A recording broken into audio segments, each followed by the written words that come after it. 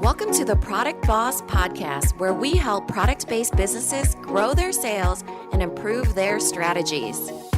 Hey everyone, I want to introduce you to my co-host and biz bestie, Mina Kunlo-Sitep, an Amazon guru that has built a multi-six-figure product-based business.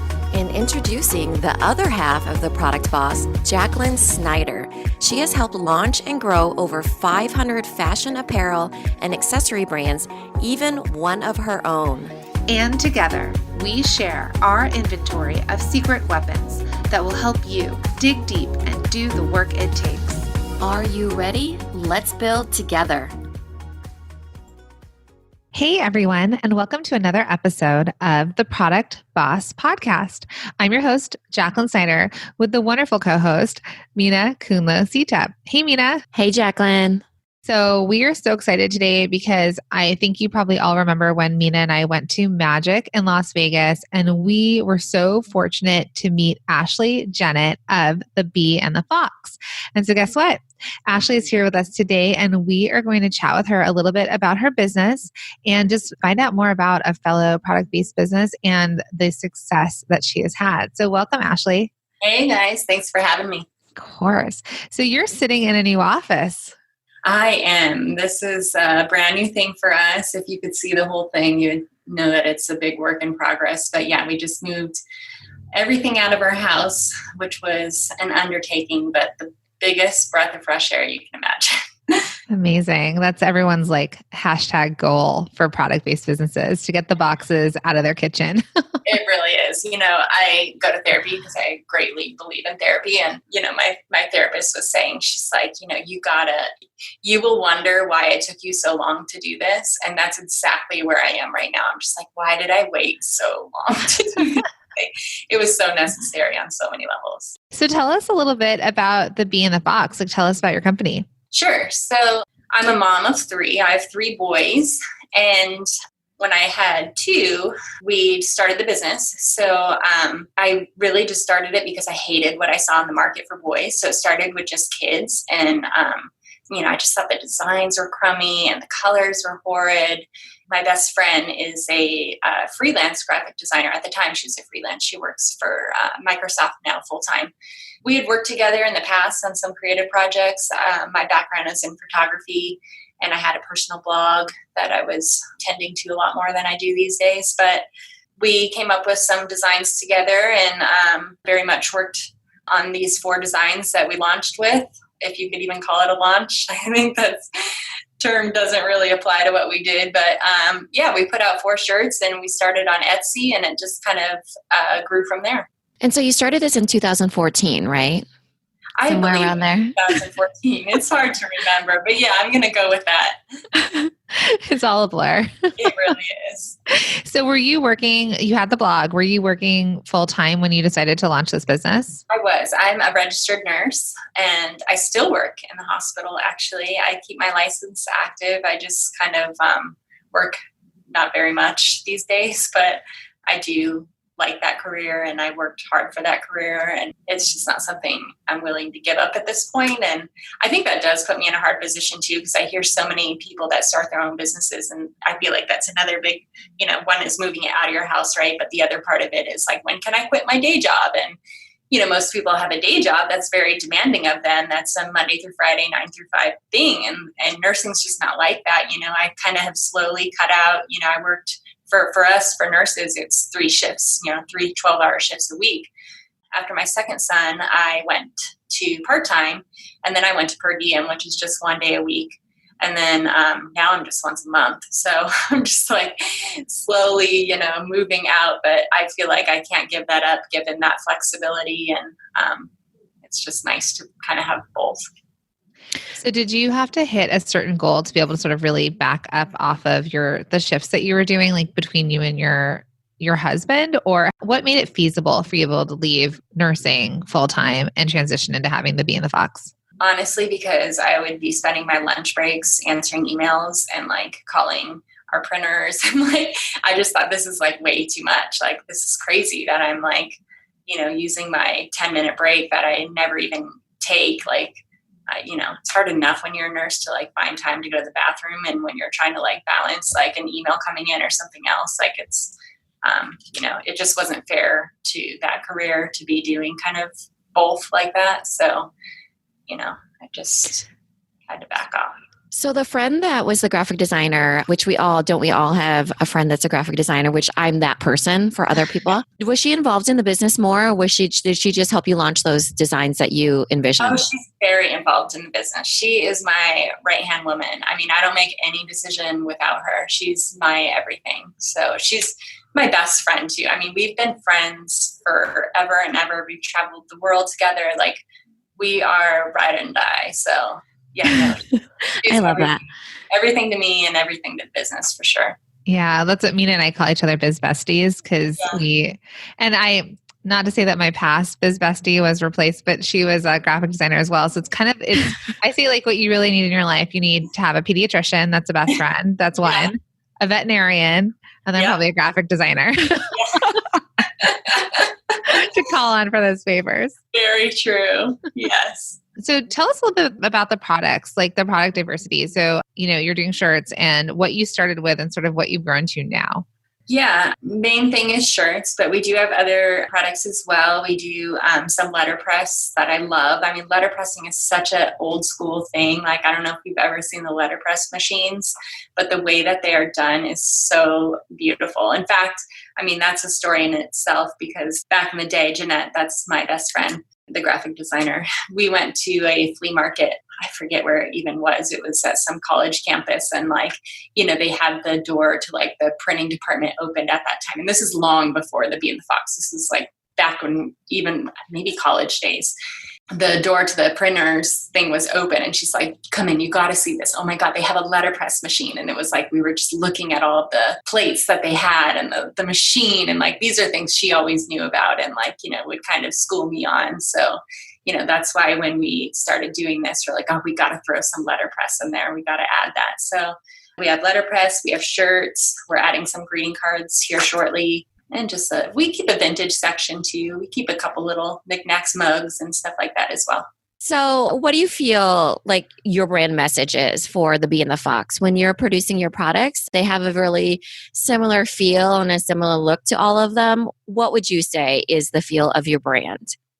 It has to be simple and it has to be authentic. To me, those are two really important things. We're very honest, and sometimes that translates into wittiness, I would say, because I think life is funny in so many ways. So it's really an extension of who we are. It's not something that we're trying to be. It just comes from our own life experiences, and mostly a lot with motherhood, of course, and being a woman and all of these things that are, you kind of grow up and grow into.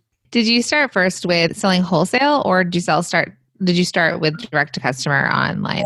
That's a good question because, to be honest, I didn't even launch into wholesale until somebody was like, hey, I have a friend and she's in New Jersey and she's got this shop and your shirts would look really cute. I'm going to hook you up through email. And she months later, it wasn't even like right away, she sent me an email and she's like, hey, my friend mentioned you.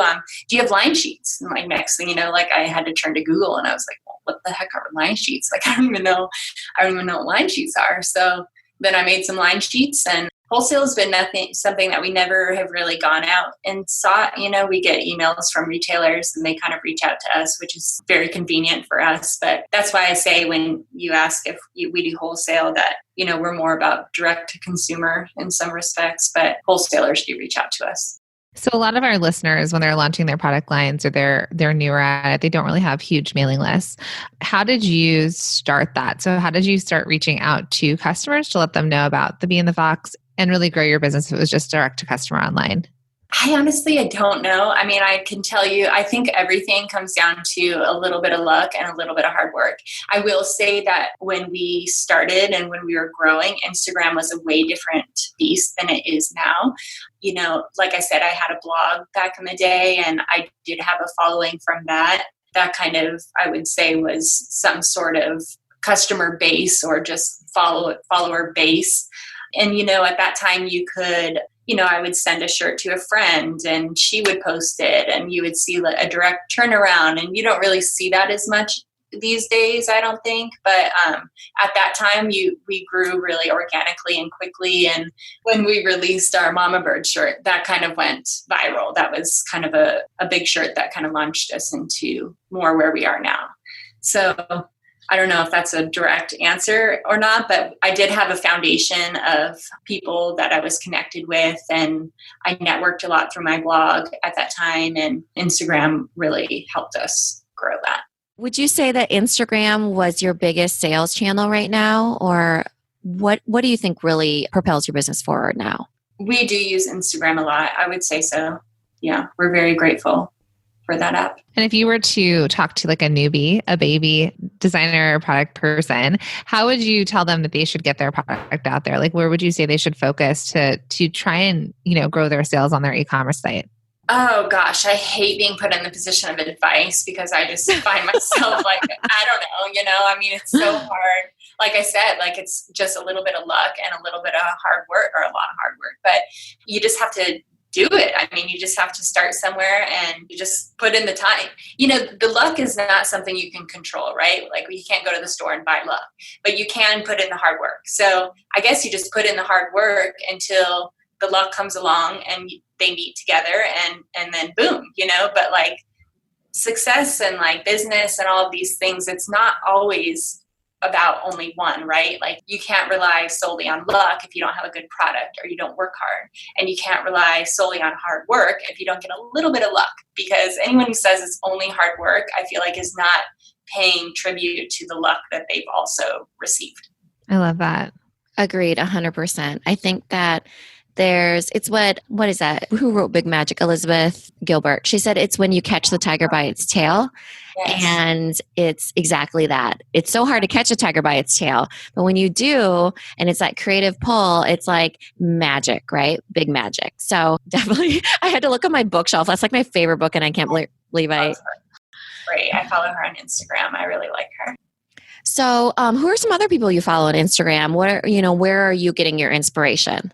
Oh, I don't even say that I follow anyone that necessarily inspires me business-wise. Well, I shouldn't say that. There are. I would have to pull up my Instagram to see. Do you guys know Celeste Barber? Like, I love her. Oh my gosh, she does the funny poses where she's like, yes. She does like Kim Kardashian, but sometimes it's her. Just the funny people that crack me up that I like.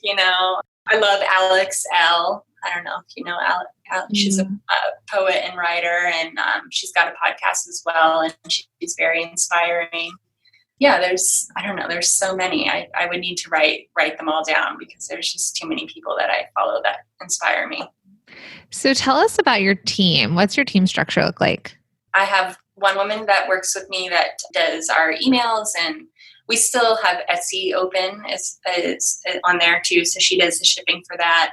We have our fulfillment center, which is out of state right now, and they're great. They do all of our direct consumer shipping. We have our printers.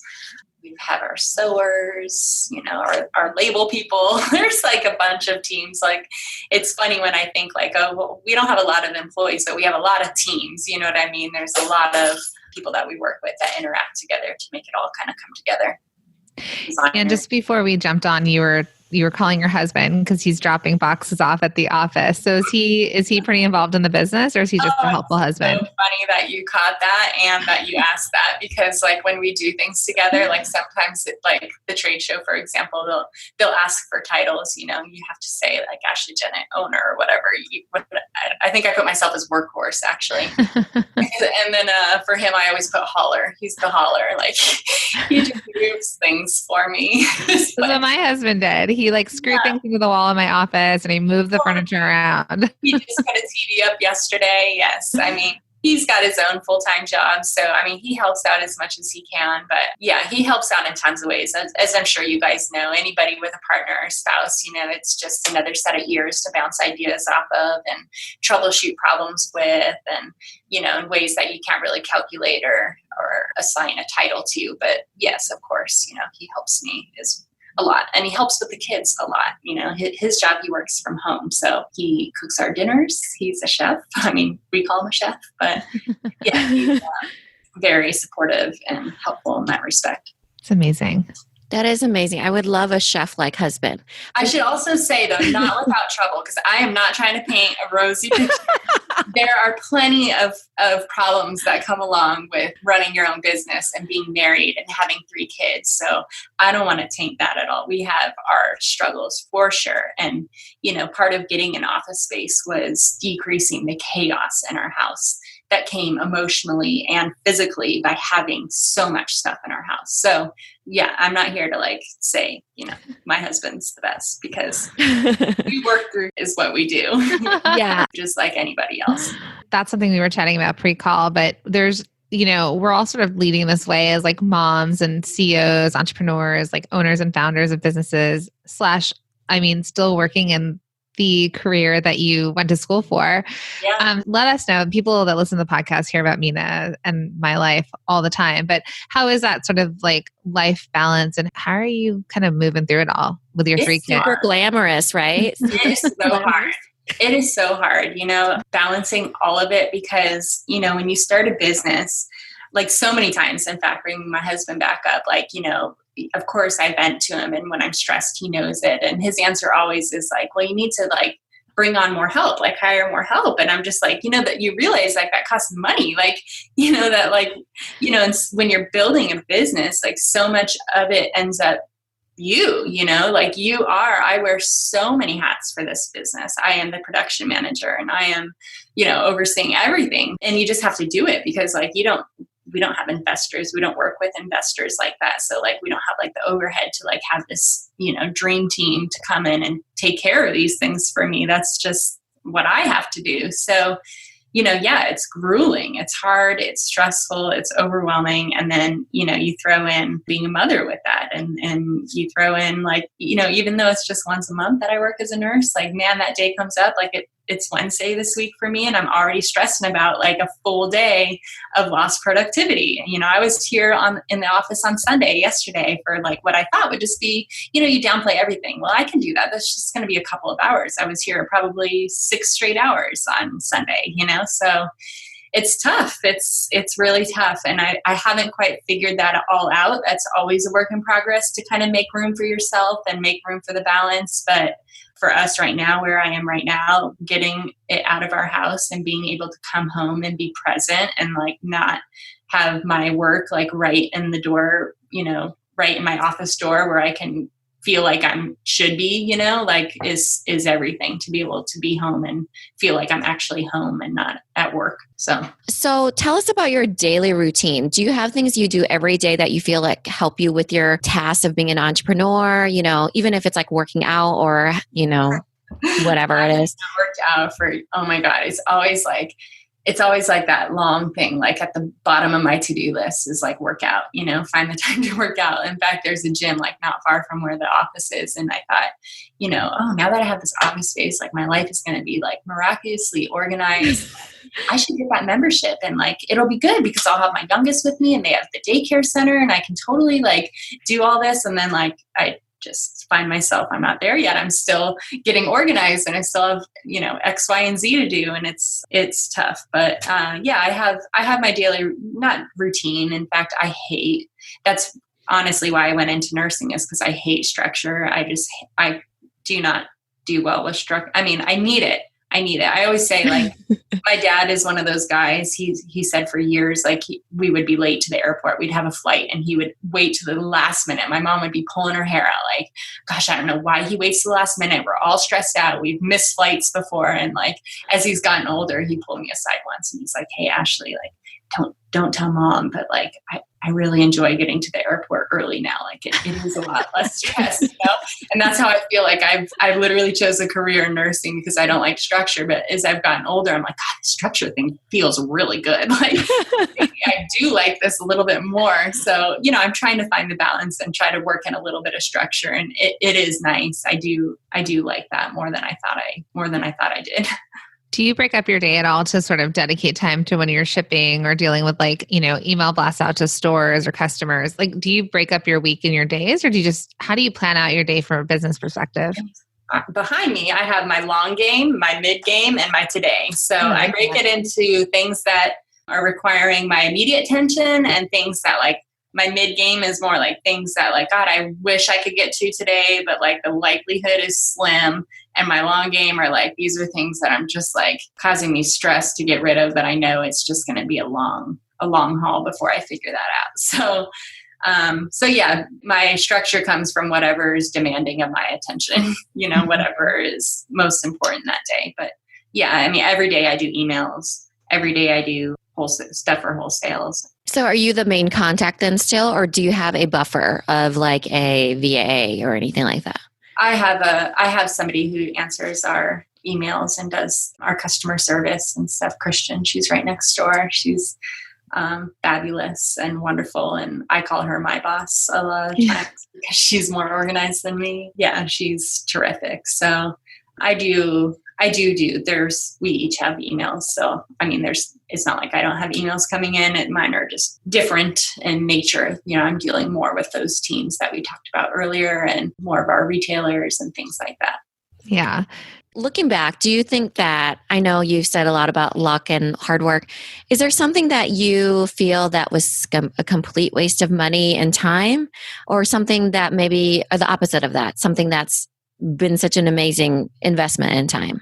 I will say that one big waste was Vogue magazine. Can I say that?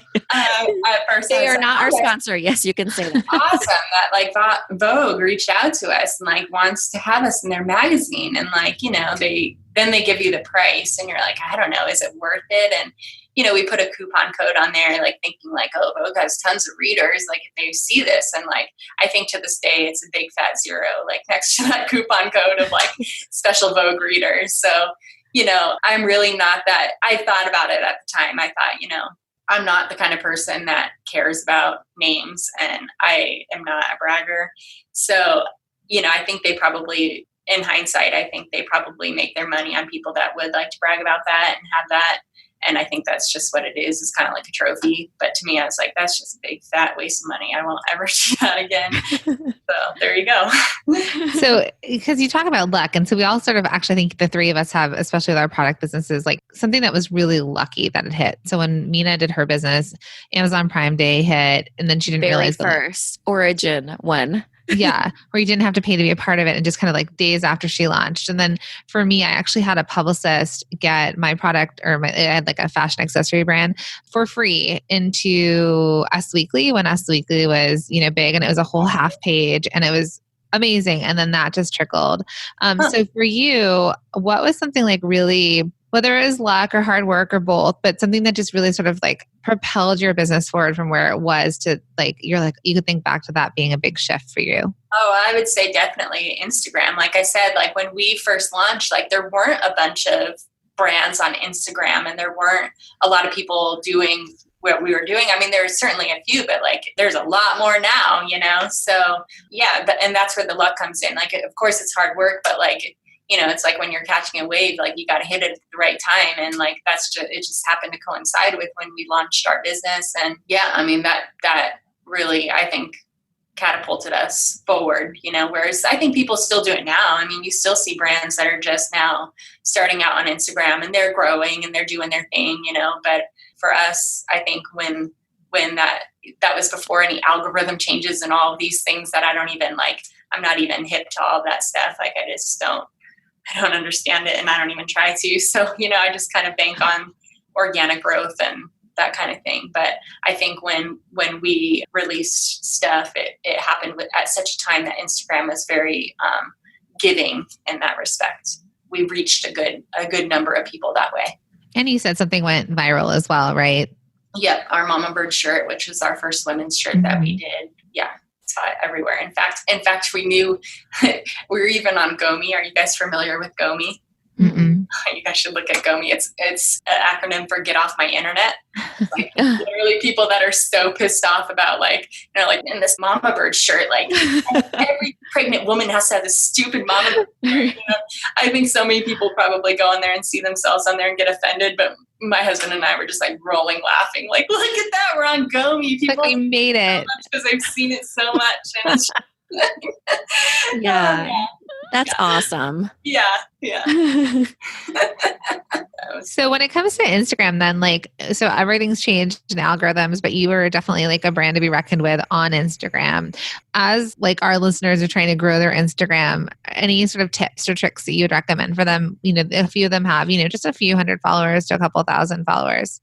Stay authentic. I think so many people are trying to be what they see instead of what they are, and I think consumers these days have gotten so much smarter, and I love it. I love that people are challenging brands to be better and do better and all of these things. So like when people are replicating instead of innovating, I think it's obvious. And I think that, I think you need to be individual and see what stands out, and make it stand out. And, I think that's number one. And I remember people saying that like back in the day, like, when you look at advice others have and they're like, well, just be authentic. And you're like, oh, okay. But like still some make it and some don't, like regardless of authenticity. And I think it's a big but you won't get there without being authentic in my mind. Yeah, they get bombarded with tons more information. I heard something so interesting the other day so censorship back in the day used to be where we were just not getting the information, any information, right? They were withholding information from us.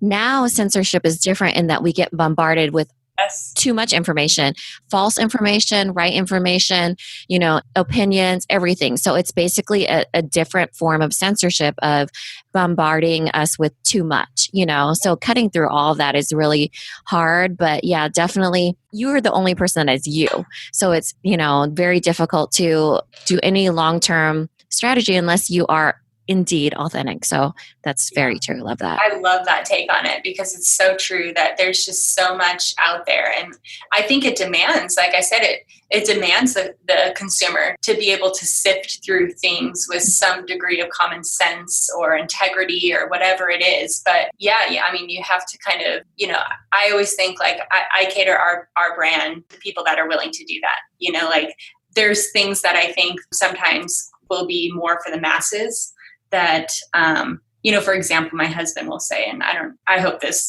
connection makes sense, but he'll be like, God, imagine if Walmart or Target wanted to pick up, the Bee and the Fox. And I was just like, I don't think it's for, Target or like Walmart, like I can see from a man's perspective, maybe where he's just like, yeah, you got to just do it. They want to take it, and I'm just like, like that's not our niche, but yeah, I think customers are a lot smarter these days. Yeah. And you're right. I mean, the choices, like, people get into fashion, for example, and some people get in and they're thinking they want to sell off the business, and other people, it's their passion project and they want to be a part of their business and grow it into the lifestyle that they want. And you can choose what you want. Like that was like a whole new thing for me when people like, my husband said that. And even I've listened to podcasts, like I devour How I Built This. Mm-hmm. And like, that's a big thing they talk about is, people like building businesses just to sell them. I'm just like, like that's like having a child just to sell them. Like, how can I do that? How can I like fathom doing that, But yeah, people do that. That's a thing. Yeah. I do think though that it's like when you do that, like when you were saying about being authentic, I think that it's hard to build these sort of like lifestyle brands or just a brand in general. That authenticity slips away because it's down to dollars and cents, So you can build businesses and want to sell them, but then it doesn't. So hard. If you're these personal brands, especially in social media, it's much harder. And then I'm like, how do you put in the time? How do you keep your drive if you're not so in love with your business, especially in the very beginning or the first few years, Yeah, I know. I think it's hard though. People have to find what they really love though. I used to do graphic design. I didn't like it, even though I was working for myself. It wasn't until I found a product that I loved to promote and be a part of my life that I started loving what I did. So I think that changes with each person. Yep, I know. My friend Jeanette, my best friend, she sent me this quote the other day that said something along the lines of like, it was on Labor Day and it was said like, do what you love and never work another day in your life. And it had that part scratched out and it was like, work so hard, like you don't know what to do with yourself and then take everything super personally. And I'm like, yes, like so my life. Do what you love and then like work harder than you've ever worked in your life and then take it super personal when anyone has anything bad to say about it. So I feel like saying check. Yeah. Yep, that's me. Mina and I have very different perspectives, and that's definitely how I am. I'm I get very personal about what we do, and Yeah. Not me. I don't feel bad because I'm like, people are the worst. Yeah. I got a review the other day. My product is called Little Labels, and she was like, "These are so tiny; they should be called Tiny Labels." It is. And that is one thing I would say to others, because you've asked a few things for advice, is listen to your customer base. Because while it is Or hard, don't. while it is hard, there are so many things that my initial response is always to be defensive, to of course you want to defend the decision you made or the whatever it is, your product or whatever. But sometimes if you can put a block between you and that, and you can hear them out and kind of put yourself back on the consumer side of it, hey, you know what? I can kind of see that, and I take ownership of that, and I'm going to fix that, and I'm going to make it better, So I always say when we get feedback that's not favorable, that we're always working for the better, because we are, we hear what people say, and we take everything with a grain of salt, and we do read reviews, and, it's always our goal to fix things that we agree could be fixed. Would you say though that that's one review you would change things, or that if you start to hear something consistently? No. It honestly comes down to if I agree with it. It could be one person that says it, and if I'm like, you know what, I've kind of thought that too. You're right. I need to change that. That's been on my mind. Or it can be a ton of people, and it could be a ton of people, but I'm like, no, you guys that's not who we are. I sent out an email. We raised money for Rice's Texas during the with the immigration. And we sent out an email blast about it. And I made it a point not to make it a political stance, because I'm not here to point any fingers. The reality is what's going on is not good. And, the world needs help. We need to help if we can.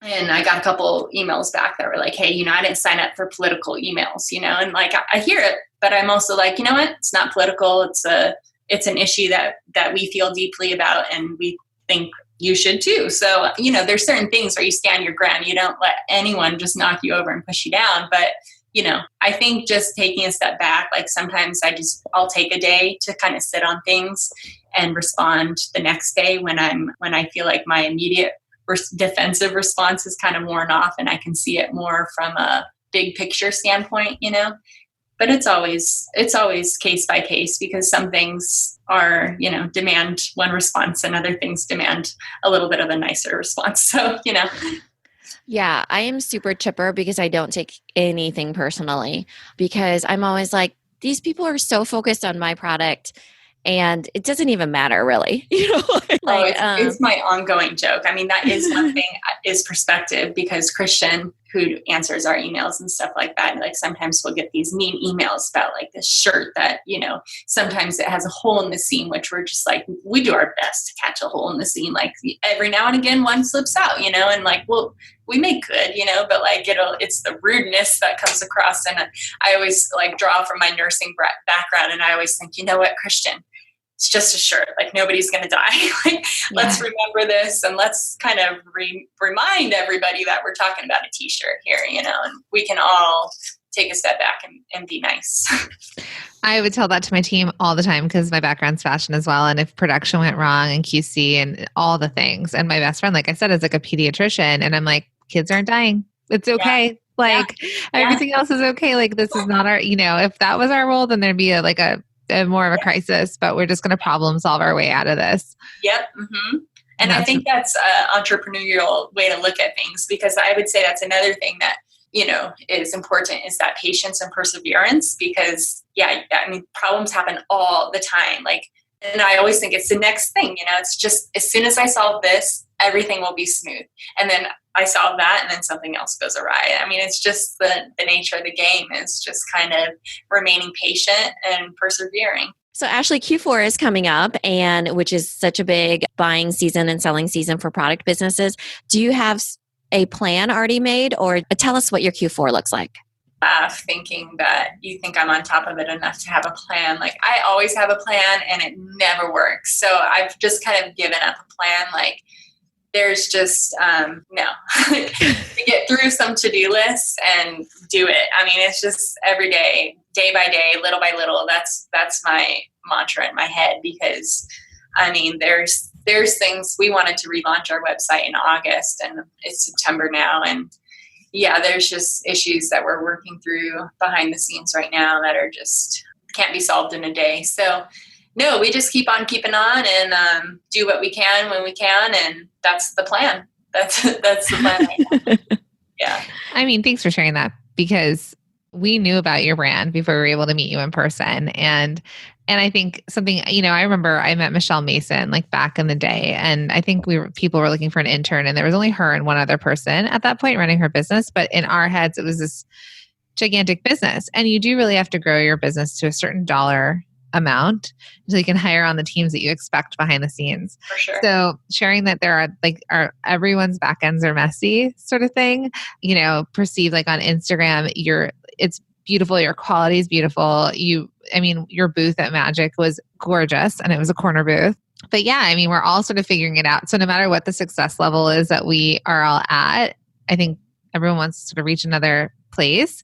And then also you kind of do what works, because you've just been doing it, right? Since 2014, you're like, I'm just going to figure out the next thing to make this work. Yeah. Yep. Exactly that. I mean, I know there's people, even with like our releasing, we have there's no timeline, it's just like the ideas come and then you bring them to fruition, and then you try to, make it all work out. But I mean, of course you have like a rough plan in your mind or timeline, but like I've just learned it never stays on the track that I want it to. So, I've just kind of given up. And again, it goes back to the nobody's dying thing, like their t-shirts, if it doesn't get launched this week, like next week's okay. I just try to keep that in perspective and remind myself of that, to give myself some, ease, because it's easy to get hard on yourself and to give yourself these unrealistic expectations. But yeah, the reality is like things take longer than you think they're going to take. Yeah. And you have your best friend that works with you within your business. So you have that person sort of to rely on, and your husband. Do you have a community, or have you found sort of like a group outside of, family and kids that has been able to support you in this journey? Yeah, I'm glad you bring that up, because two things I want to say about that. One is I grew up with both my parents owning their own business. They were both physical therapists, which, is medical, it's not product, but I watched both of them work their tails off and own their business. And, we'd be on a vacation and the washer would, break. And it was like, you could feel their stress because they had these employees that didn't necessarily know how to fix a washer. And you kind of leave things and you work really hard. And I said from day one, I will never own my own business. I just said, I am all about wanting to clock in and clock out. Like that is where it's at. And it's funny, because we started with those 4 kids shirts. And I mean, to be very honest with you, I had no intention of building anything that would pull me away from my career at that time. It was just like, I don't like these shirts for my boys. And I want my boys to be wearing better shirts and better designs. And it kind of grew into that. And now I see, my parents would always say, when I would say that, they'd always say, Ashley, there are pros to having your own business. And it was like, okay, well, maybe make the dinner discussions a little bit better, so that's A. B, we're based in San Clemente, and there are so many startups that started here. Stan Socks, I don't know if you're familiar with them, but they are based out of here. Rainbow Sandals, their flagship shop is right in town. So you kind of have this really cool, sleepy beach town entrepreneurial spirit here. And I have met a couple other women, which is important to me. I love to make friends with other women that are running their own businesses and doing their own things like that. And I have a few, and they're everything as well. And my best friend's not local. I should say that. She's up in Washington. So it's very, that's hard to be away from somebody that's, a key player in your support team. But I have some terrific other friends that are local that, support me in that realm. That's amazing.